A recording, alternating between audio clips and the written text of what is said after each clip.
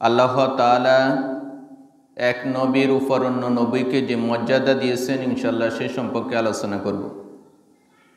মহান রব্বুল আলামিন পবিত্র কোরআনের মধ্যে বলতেছেন, তিলকার রসুল ফাদ্দালনা বা'দাহুম আলা বা'দ। এই রাসূলগণ ফাদ্দালনা আমি তাদেরকে মর্যাদা দিয়েছি, বা'দাহুম আলা বা'দ তাদের একের উপর অন্যকে এভাবে আমি মর্যাদা দিয়েছি। আল্লাহ তাআলা এই জমিনের মধ্যে যত নবী রাসূল প্রেরণ করেছেন সকলের মর্যাদা সমান নয়। আল্লাহ তাআলা কিছু গোত্র বেদে, জায়গা বেদে, দেশ বেদে বিভিন্নভাবে এভাবে নবীদেরকে এই দুনিয়ার মধ্যে পাঠিয়েছেন। যেমন আল্লাহ তাআলা ওনার হযরত ইব্রাহিম আলাইহিস সালাতু ওয়াস সালামকে উনি খলিল হিসাবে গ্রহণ করেছেন। হযরত ইউসুফ আলাইহিস সালাতু ওয়াস সালাম উনাকে আল্লাহ তাআলা সবচেয়ে বেশি রূপ লাবণ্য দিয়ে উনাকে ওই দিক দিয়ে মর্যাদাবান করেছেন। হযরত মূসা আলাইহিস সালাতু ওয়াস সালামের সাথে আল্লাহ তাআলা কথা বলেও হযরত মূসা আলাইহিস সালাতু ওয়াস সালামকে ওই দিক দিয়ে মর্যাদাবান করেছেন। হযরত ঈসা আলাইহিস সালাতু ওয়াস সালাম উনাকে আল্লাহ তাআলা স্পেশালভাবে রূহ দিয়ে এভাবে উনাকে আল্লাহ তাআলা মর্যাদাবান করেছেন। এইভাবে জমিনের মধ্যে যত নবী রাসূল আগমন করছেন প্রত্যেক নবী রাসূলদেরকে আল্লাহ তাআলা এক একজনের এক একটা মর্যাদা দিয়ে আল্লাহ তাআলা এই জমিনের মধ্যে প্রেরণ করেছেন।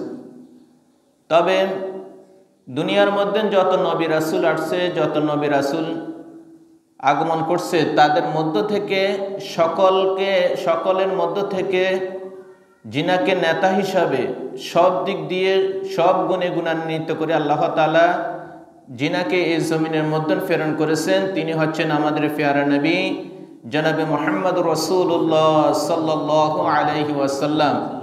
উনাকে আল্লাহ তাআলা কোনো জাতির জন্য, কোনো গোত্রের জন্য, কোনো দেশের জন্য নবী হিসাবে পাঠাননি। উনাকে সমগ্র বিশ্ববাসীর জন্য আল্লাহ তাআলা নবী রাসূল হিসাবে জমিনে প্রেরণ করেছেন। সুবহানাল্লাহ। তাহলে বোঝা যাচ্ছে আল্লাহ তাআলা ইতিপূর্বে যত নবী রাসূলদেরকে প্রেরণ করছেন, যত নবী রাসূল এই জমিনের মধ্যে আসছে, এরা কেউ এভাবে সমগ্র পৃথিবীর মধ্যে তাদের দিন প্রচারের জন্য আল্লাহ তাআলা বিধান দেননি বা তাদেরকে এইভাবে নেতা হিসাবে আল্লাহ তাআলা পাঠাননি। এক এক নবীকে এক একটা দেশের জন্য, এক একটা জায়গার জন্য, এক একটা গোত্রের জন্য এইভাবে নবী করে পাঠাইছেন। শুধু আমাদের নবী উনি শুধু স্পেশাল, উনি পুরা সমগ্র পৃথিবীর মানুষের জন্য তিনি নবী, তিনি রাসূল। এজন্য আল্লাহ তাআলা বলতেছেন, তিলকা রাসূলু ফাদ্দালনা বা'দাহুম আলা বা'দ। এই রাসূলগণ ফাদ্দালনা আমি তাদেরকে মর্যাদাবান করেছি, মর্যাদা দিয়েছি, বা'দাহুম আলা বা'দ তাদের একের উপর অন্যকে এভাবে আমি মর্যাদা দিয়েছি। কিভাবে? মিনহুম মান কাল্লামাল্লাহু, আল্লাহ তাআলা এদের মধ্য থেকে কারোর সাথে আল্লাহ তাআলা কথা বলেছে। এর দ্বারা ইঙ্গিত করছে হযরত মূসা আলাইহিস সালাতু ওয়াস সালাম, উনার সাথে আল্লাহ তাআলা কথা বলেছেন। ওয়া রাফা বা'দাহুম দারাজাত, এবং উঠিয়েছেন তাদের মধ্য থেকে কাউকে আল্লাহ তাআলা দারাজাত, মর্যাদার দিক থেকে তাদের কাউকে আল্লাহ তাআলা অনেক উদ্দে উঠিয়ে দিয়েছে। তাহলে বোঝা যাচ্ছে নবী রাসূল যত নবী রাসূল আসছে এদের এক একজনকে আল্লাহ তাআলা এক একটা মর্যাদা দিয়ে, এক একটা সম্মান দিয়ে তাদেরকে অনেক উপরে উঠে দিয়েছে, অনেক উপরে তাদের মর্যাদা পৌঁছে গেছে। আল্লাহ তাআলা আরো বলতেছেন, ওয়া আতাইনা ঈসা ইবনে মারইয়াম আল বায়িনাত, আমি দান করেছি ঈসা ইবনে মারইয়ামকে সুস্পষ্ট নিদর্শন। আল্লাহ তাআলা হযরত ঈসা ইবনে মারইয়াম, হযরত ঈসা আলাইহিস সালাতু ওয়াস সালামকে সুস্পষ্ট নিদর্শন দিয়েছেন। ওয়া আইয়াদনাহু বিরূহিল কুদুস, এবং আল্লাহ তাআলা তাকে শক্তিশালী করছেন বিরূহিল কুদুস, জিব্রাইল আলাইহিস সালাতু ওয়াস সালামের মাধ্যমে, রূহুল কুদুসের মাধ্যমে, মানে হযরত জিব্রাইল আলাইহিস সালাতু ওয়াস সালাম উনাকে আল্লাহ তাআলা যখন আদেশ করলেন যে তুমি এই মরিয়মের গায়ের মধ্যে ফু দাও, আর এই ফু থেকে হযরত ঈসা আলাইহিস সালাতু ওয়াস সালাম উনি গর্ভবতী হয়েছেন। এরপর ঈসা আলাইহিস সালাতু ওয়াস সালাম এভাবে জমিনের মধ্যে আগমন করছেন। এজন্য আল্লাহ তাআলা বলতেছেন ওয়াতাইনা ঈসা ইবনা মারইয়াম আল বাইয়িনাত, আমি ঈসা ইবনে মারইয়ামকে দান করেছি সুস্পষ্ট নিদর্শন। ওয়া আইয়াদনাহু বিরূহিল কুদুস, এবং আমি তাকে শক্তিশালী করছি রূহুল কুদুস দ্বারা, মানে হযরত জিবরাইল আলাইহিস সালাতু ওয়াস সালামকে বোঝানো হয়েছে তার দ্বারা আমি তাকে শক্তিশালী করছি। ওয়ালাউ শাআল্লাহু, আল্লাহ তাআলা যদি চান, আল্লাহ তাআলা যদি চান, মাক্তাতালাল্লাযীনা মিন বাদিহিম, তাদের মধ্য থেকে মাক্তাতালাল্লাযীনা, মাক্তাতালা তারা যুদ্ধে বিগ্রহে লিপ্ত হবে, আল্লাযীনা মিন বাদিহি তাদের মধ্য থেকে যারা পরবর্তীতে আসবে তারা যুদ্ধ বিগ্রহে এভাবে লিপ্ত হবে। মিন বাদি মা জাআতুহুমুল বায়িনাতু, তাদের নিকট সুস্পষ্ট প্রমাণ আসার পরেও যারা এভাবে অযথা যুদ্ধ বিগ্রহে লিপ্ত হবে, এরকম কিছু লোক আছে। এর দ্বারা আল্লাহ তাআলা বুঝাচ্ছেন যে জমিনের মধ্যে আল্লাহ তাআলা অসংখ্য নবী রাসূল পাঠাইছে, পাঠানোর পরেও এই নবী রাসূলরা হেদায়েতের বাণী নিয়ে আসছে। এটা থাকা সত্ত্বেও কিছু কিছু এরকম লোক রয়েছে, পরবর্তীতে দেখা যাইতেছে তারা আল্লাহ তাআলার হুকুমকে লঙ্ঘন করে যুদ্ধ বিগ্রহে লিপ্ত হয়, খারাপ কাজে লিপ্ত হয়, ঈমান থেকে বিচ্যুতি হয়ে যায়, তারা এভাবে ঈমান হারা হয়ে যায়, এরকমরা অনেকে দেখা যায়। এজন্য আল্লাহ তাআলা বলতেছেন, আল্লাহ তাআলা যদি চান তাদের মধ্য থেকে পরবর্তী এরকম জেনারেশন আসবেন যে যারা এইভাবে যুদ্ধ বিগ্রহে লিপ্ত হবে, তাদের নিকট সুস্পষ্ট প্রমাণ থাকা সত্ত্বেও, মানে তাদের নিকট আল্লাহ তাআলার বাণী থাকা সত্ত্বেও তারা এরকম করবে। ওয়ালাকিন ইখতালাফু ফামিনহুম, তবে তাদের মধ্য থেকে অনেকেই এভাবে বিভিন্ন বিষয় নিয়ে ইখতিলাফ করবে, তারা মতানৈক্য করবে, নিজেদের ভিতরে বিভেদ সৃষ্টি করবে, এভাবে তারা মতানৈক্য সৃষ্টি করে একে অপরের সাথে যুদ্ধ লিপ্ত হবে। মান আমানা ওয়া মিনহুম, তাদের মধ্য থেকে কিছু লোক এরকম হবে যারা কি করবে, মান আমানা তারা কি করবে, ঈমান আনবে।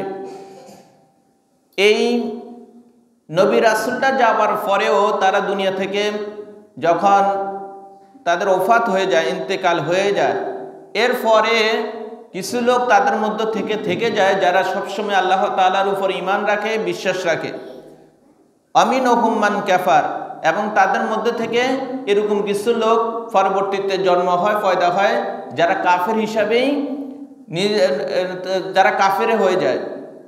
এখন কথা হচ্ছে যে আল্লাহ তাআলা মানুষদেরকে ভালো মন্দ বিবেচনা করার তৌফিক দিয়েছেন, বুদ্ধি দিয়েছেন, বিবেক দিয়েছেন, কিন্তু কোনো জাতি, কোনো ব্যক্তি যদি নিজের ভাগ্য পরিবর্তন না করতে পারে, তখন আল্লাহ তাআলা তার ভাগ্যকে পরিবর্তন করে দেন না। এখন সে ভালো মন্দ বিবেচনা করার জন্য আল্লাহ তাআলা তাকে বিবেক দিয়েছে, বুদ্ধি দিয়েছে। এই ভালো মন্দ সে যাচাই বাছাই করার পরে বা ভালো মন্দ যাচাই বাছাই না করে যদি সে গোমরাহী হয়ে যায়, তাহলে এর জন্য সে আল্লাহ তাআলাকে দায়ী করলে হবে না। কেননা আল্লাহ তাআলা তাকে ভালো মন্দ বোঝার তৌফিক দিয়েছেন, এই বুঝার পরেও সে নিজ ইচ্ছায় স্বইচ্ছায় সেই কুফরি মতবাদে লিপ্ত হয়ে যায়, সেই স্বইচ্ছাই সেই খ্রিস্টান হইতেছে, হিন্দু হইতেছে, বৌদ্ধ হইতেছে বা অন্যান্য ধর্মের অনুসারী হইতেছে, কিন্তু সে সঠিক দেন কোরআন, সঠিক দেন রাসূল, সেটা সে জানে। জানাশোনা সত্ত্বেও যারা এইরকমের করবে, এজন্য আল্লাহ তাআলা বলতেছেন পরবর্তীতে এরকম কিছু লোক আছে যাদেরকে এই নবীদের ওফাতের পরে দেখা যাইতেছে কিছু লোক সবসময় সর্বদাই ঈমানের অবস্থা থাকে, আর কিছু লোক এভাবে কাফের হয়ে যায়।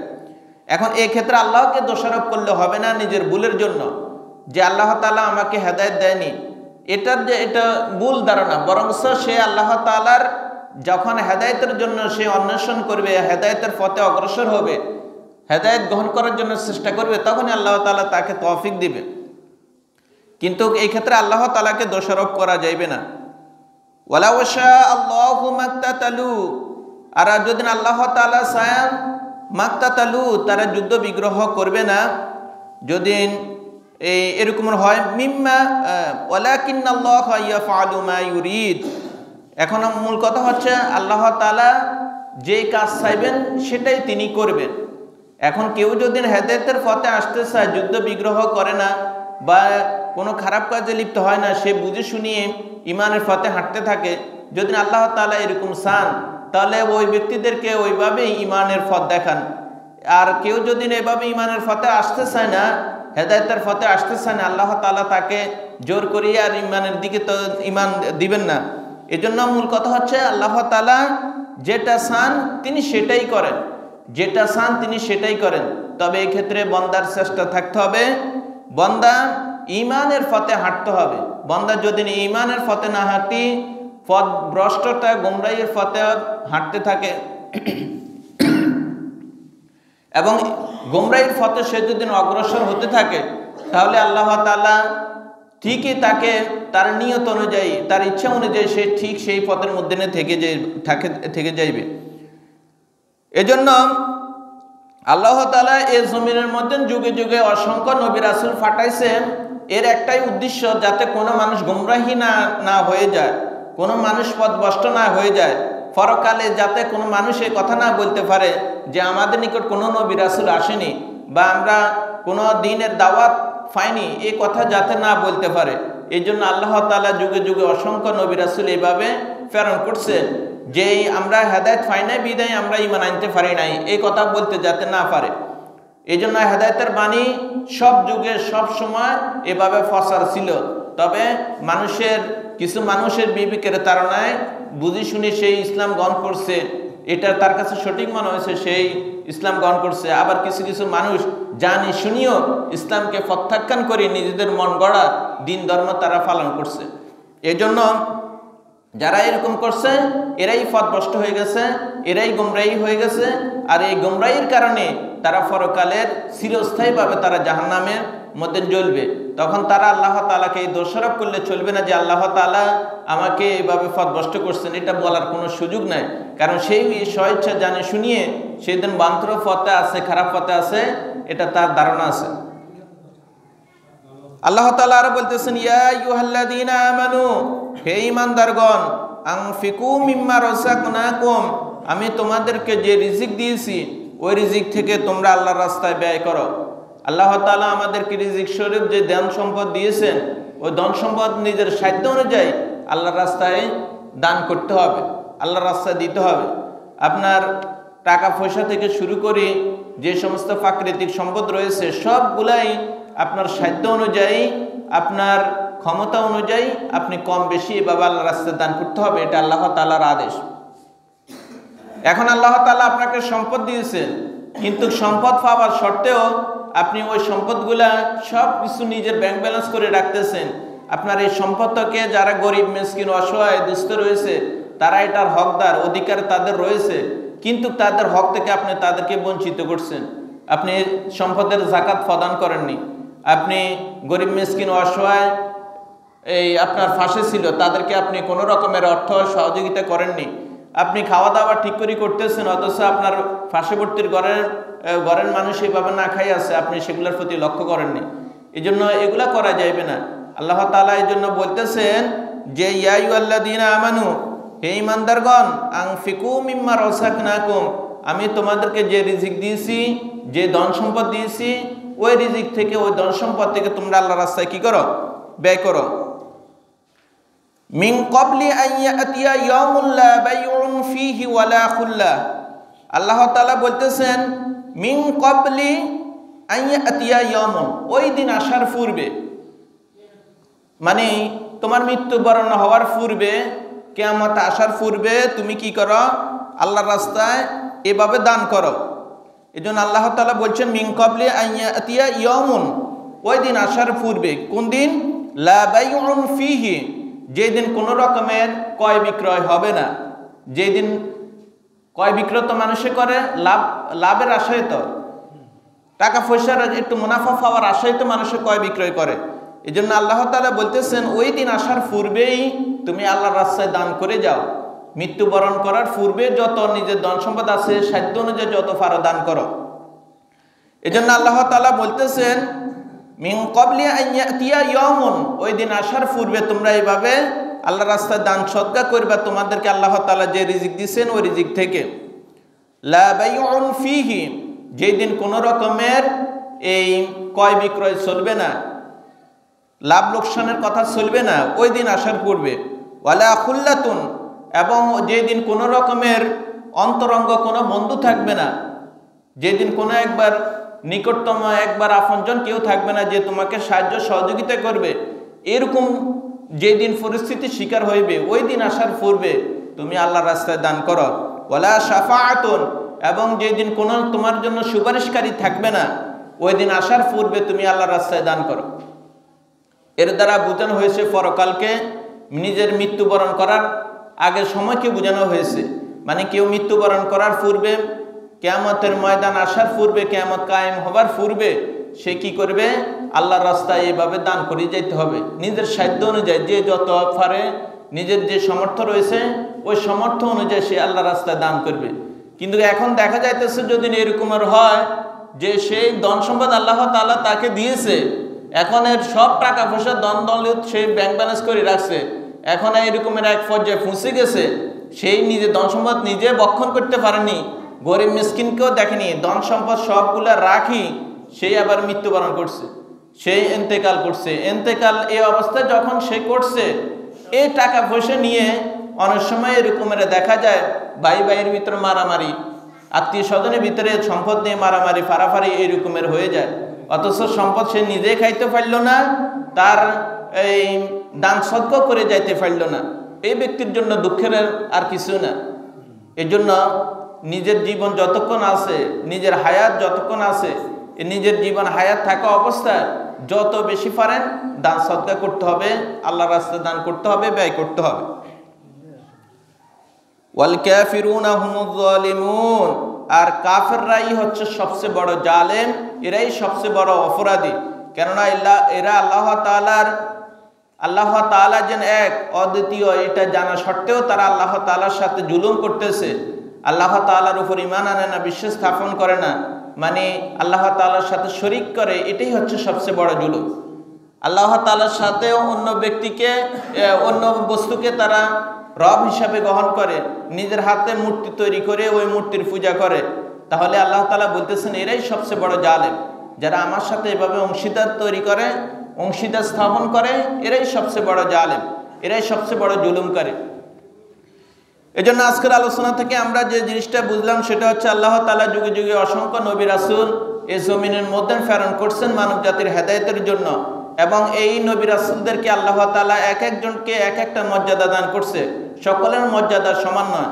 তবে এই নবী রাসূলগুলোর যত নবী রাসূল আসছে তাদের মধ্য থেকে সবচেয়ে বেশি মর্যাদাবান এবং যিনাকে আল্লাহ তাআলা বিশ্ববাসীর জন্য নবী এবং রাসূল হিসেবে প্রেরণ করছেন তিনি হচ্ছেন আমাদের পেয়ারা নবী জনাব মুহাম্মদ রাসূলুল্লাহ সাল্লাল্লাহু আলাইহি ওয়াসাল্লাম। উনাকে আল্লাহ তাআলা সর্বকালের সর্বযুগের সর্বশ্রেষ্ঠ নবী হিসেবে জমিনে প্রেরণ করছেন।